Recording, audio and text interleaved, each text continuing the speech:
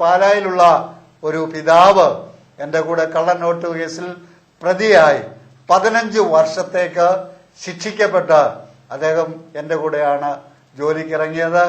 അദ്ദേഹവും ഞാനുമായിട്ട് ജയിലിലുള്ള മൈതാനത്ത് പുല്ല് പറിക്കുവാൻ വേണ്ടി കടന്നുപോകും. അങ്ങനെ ഞാൻ പുല്ല് ചെത്തിയിടുമ്പോൾ അദ്ദേഹം അത് കുടഞ്ഞ് കൊട്ടയ്ക്കകത്തേക്ക് വാരിയിടും.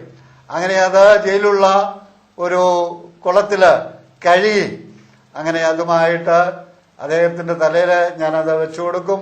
വെള്ളമൊക്കെ വീണ് ആ കോടീശ്വരനായ മനുഷ്യൻ പോകുന്ന കാഴ്ച നിങ്ങൾ കണ്ടാൽ ആരും ജയിലിലേക്ക് വരാൻ താല്പര്യപ്പെടുകയില്ല. പ്രിയമുള്ളവരെ, അങ്ങനെ 1 വർഷത്തെ ശിക്ഷയാണ് എനിക്ക് അവിടെ വിധിക്കപ്പെട്ടത്. എന്റെ കേസ് അപ്പീൽ പോയി. ഞാൻ വെളിയിൽ വന്നു.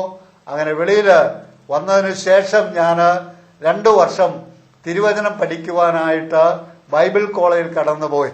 2 വർഷം കഴിഞ്ഞപ്പോൾ ബഹുമാനപ്പെട്ട പാസ്റ്റർ എന്നെ വിളിച്ചിട്ട് പറഞ്ഞു, നിനക്ക് സഭാ ചാർജ് വേണമെങ്കിൽ പെണ്ണ് കെട്ടണമെന്ന് പറഞ്ഞു.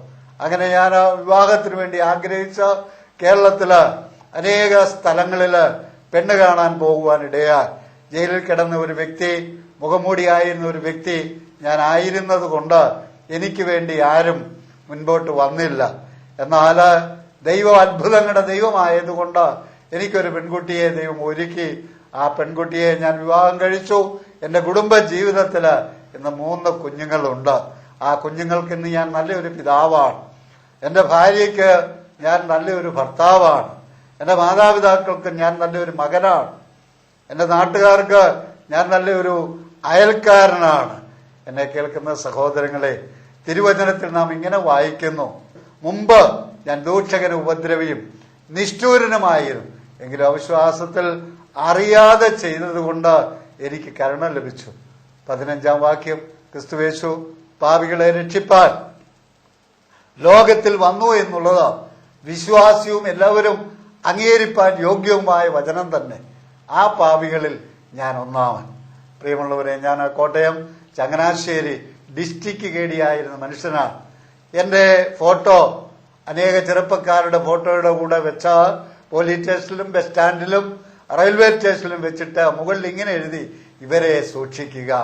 ഞാൻ കോട്ടയം ഡിസ്ട്രിക്റ്റിലാണ് എന്റെ സ്വദേശമെന്ന് ബഹുമാനപ്പെട്ട ജോസ പറയുകയുണ്ടായല്ലോ. ഞാൻ കോട്ടയം ഡിസ്ട്രിക്റ്റില് ചിങ്ങവനത്തിനടുത്ത് കുറിച്ചി എന്ന് പറയുന്ന സ്ഥലത്താണ്. അപ്പോൾ അവിടെ നിന്ന് പത്തനംതിട്ടയിലേക്ക് ഞാൻ പോകണമെങ്കിൽ സർക്കിളിനോട് പറഞ്ഞിട്ട് വേണമായിരുന്നു ഞാൻ പോകുവാൻ.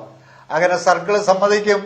ഞാൻ പത്തനംതിട്ടയ്ക്ക് പോകുമ്പോൾ കോട്ടയത്ത് സർക്കിള് പത്തനംതിട്ടയ്ക്ക് വിളിച്ചു പറയും, ഞങ്ങളുടെ ഒരു കേടി അങ്ങോട്ട് പോന്നിട്ടുണ്ടെന്ന് പറയും. അങ്ങനെ ആയിരുന്നു ഒരു കാലത്ത്. എന്നാൽ എന്നെ കേൾക്കുന്ന പ്രിയമുള്ളവരെ, ഈ ദൈവം എന്നും എന്നേക്കും എന്റെ ദൈവമാണ്. ഈ ദൈവത്തെ പിൻപറ്റുവാൻ ഞാൻ നിങ്ങളെ ആഹ്വാനം ചെയ്യുകയാണ്. കാരണം ഈ ദൈവം വലിയവനാണ്. അവൻ അത്ഭുതങ്ങളുടെ ദൈവമാണ്. ഒരു കാലത്ത് പാപിയായി, ദോഷിയായി, മുഖംമൂടിയായി ജീവിച്ച എന്നെ രൂപാന്തരപ്പെടുത്തിയ ഈ ദൈവത്തെ എനിക്കൊരിക്കലും മറക്കുവാൻ സാധ്യമല്ല. ഞാൻ മദ്യപാനിയായിരുന്നു, വല്ലാതെ മുഖം വലിച്ചുകൊണ്ടിരുന്ന ഒരു മനുഷ്യനാണ്. അങ്ങനെയൊക്കെ ആയിരുന്നു എങ്കിലും എന്റെ ദൈവം എനിക്ക് അത്ഭുതകരമായി വിടുതൽ തരുവാനിടയായി. ഈ ദൈവത്തെ നിങ്ങൾ പിൻപറ്റുന്നത് നല്ലതാണ്. എന്റെ സ്വഭാവമുള്ളവര്, എന്നെ കേൾക്കുന്ന സഹോദരങ്ങള്, നിങ്ങൾ ഏതെങ്കിലും പാപത്തിന്റെ പിടിയിൽ ആയിരിക്കുന്നു എങ്കിൽ നിങ്ങൾ യേശുവിനെ നിങ്ങളുടെ ഹൃദയത്തിൽ അംഗീകരിക്കുക. നിങ്ങളുടെ ഹൃദയത്തിന്റെ കവാടത്തിൽ നിന്നുകൊണ്ട് യേശു മുട്ടി വിളിക്കുകയാണ്. ആ ദൈവത്തെ നിങ്ങൾ പിൻപറ്റണം. ഇന്ന് ഞാൻ കേരളത്തിലുള്ളതായ 42 ജയിലുകളിലും പ്രിസൺ ഗോസ്പൽ മിഷനോടുള്ള ബന്ധത്തിൽ കടന്നുപോയിക്കൊണ്ടിരിക്കുകയാണ്. അനേക പാപികളായ മനുഷ്യര്, അനേക സഹോദരന്മാർ യേശുവിനെ പിൻപറ്റുവാൻ ഞങ്ങൾക്ക് കണ്ണുകൊണ്ട് കാണുവാൻ ഇടയായിത്തീരുന്നുണ്ട്. ഞങ്ങള് സഹോദരന്മാരൊന്നിച്ച് ജയിലുകളിലേക്ക് കടന്നു ചെല്ലുമ്പോൾ അവര് പറയും വലിയേട്ടന്മാർ വരുന്നുണ്ടെന്ന്. കാരണം വർഷങ്ങൾക്ക് മുമ്പ് ഞങ്ങള് ജയിലിൽ നിന്ന് രക്ഷിക്കപ്പെട്ടവരാണ്.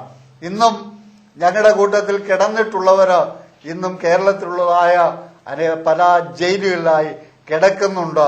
അവര് ഞങ്ങൾ ചെല്ലുന്ന സമയത്ത് ഞങ്ങളുടെ രൂപാന്തരത്തെ കുറിച്ച് അവർ വളരെ താല്പര്യത്തോടെ ചോദിക്കുകയും അറിയുകയും പിൽക്കാലത്ത് പലരും യേശുവിനെ സ്വന്തം രക്ഷിതാവായി സ്വീകരിപ്പാൻ ഇടയായി തീർന്നിട്ടുണ്ട്.